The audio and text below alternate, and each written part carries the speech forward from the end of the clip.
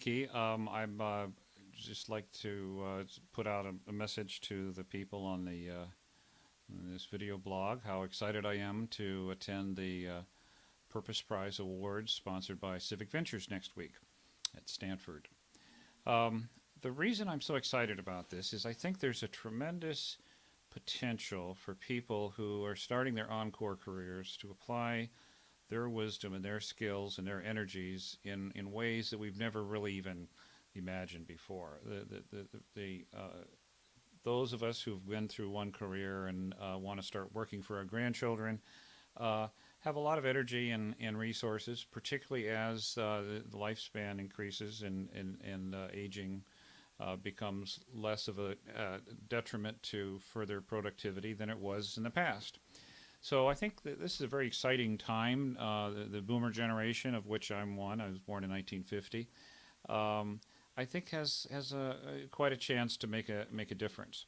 So that the demographic and the whole dynamics of inspiring people to do something new and get involved in social benefit organizations of some way, I think it's very exciting. So that's part of my excitement. The other thing that I'm excited about is the innovation model of this, that we're free to innovate and look at new models of organization and new models of collaboration, perhaps independent of the traditional hierarchies and structures that we've had in the past.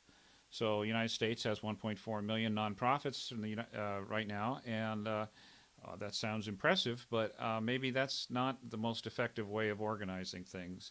Maybe instead of having all these independent stovepipes, we could have an infrastructure model where we have people supporting activities at one level and another level and another level. And this is something that came out of our experiences with the mini computer industry 20, 30 years ago, where each company at that time, Digital, Data General, Prime, had their own independent vertical integration of computers and software and support and languages and everything else like that.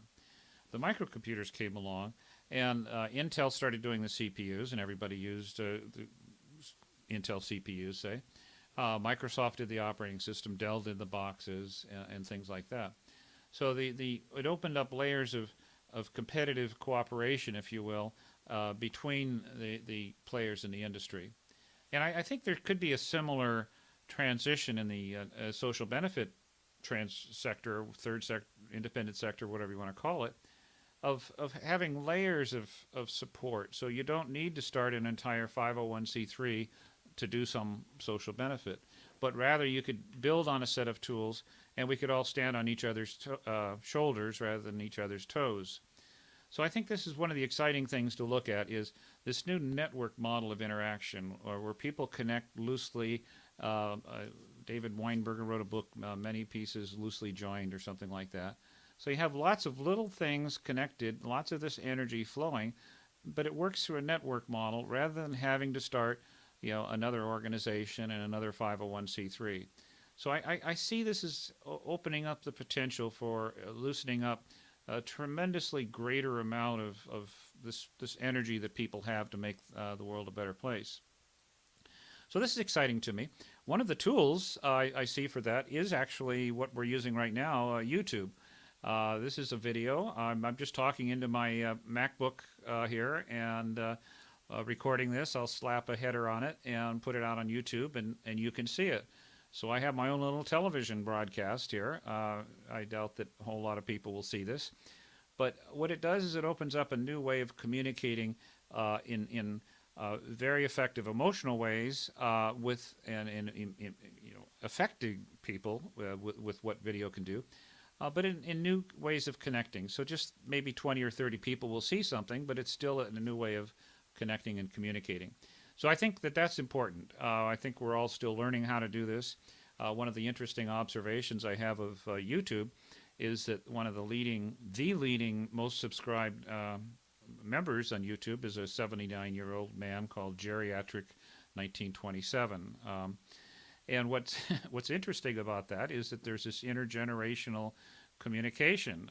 The younger people asking what it's like to have been through World War II and such. So we have this a different pattern of generation talking amongst themselves. Maybe this is portending something entirely new.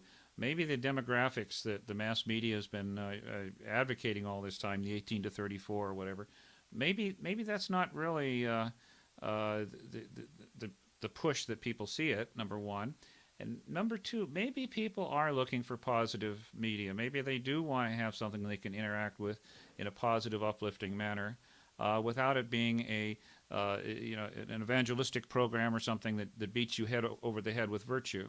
So is maybe there's a way of connecting people in their positive, life affirming activities through this new medium that is entirely different way of thinking about things. And if so, I think that the Encore generation could be leading the way in helping to make this happen.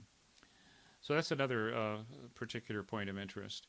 The other interest I have with the Purpose Prize, and I've been talking with Civic Ventures as a senior fellow with the group, is figuring out ways of connecting people and their energies and their activities using the network and using this model of discovering what's working and how to do more of it. So there are things out there that are working, that are generating the uplift that we seek, that we could all learn from and share. And rather than these being these independent stovepipes, if you will, figure out a way of building an infrastructure, of supporting people in their commonalities in their local communities. So if you do want to start a seniors living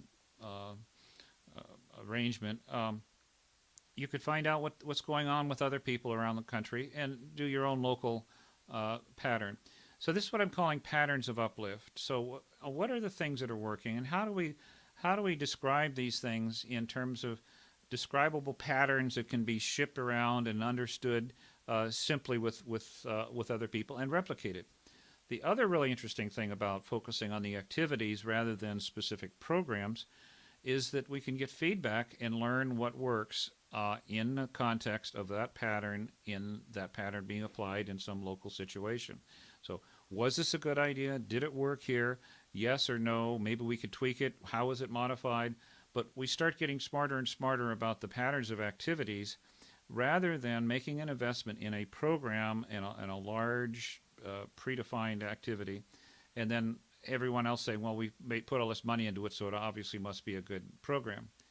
So this gives us a way of having honest feedback loops and understanding what's working and building more of that activity.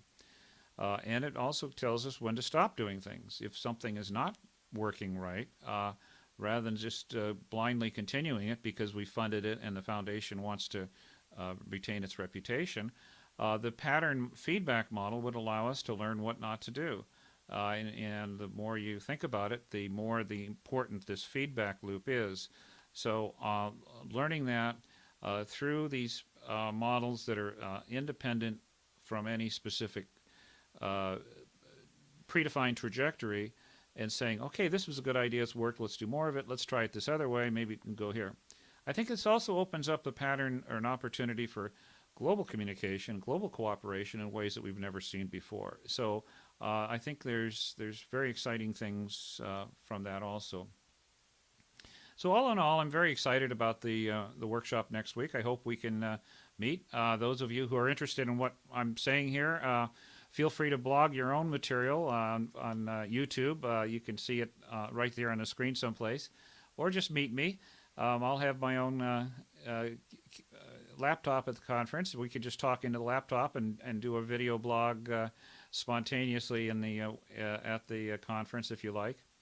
But I do look forward to meeting you and joining you in all of our quests to make the world a better place for our descendants.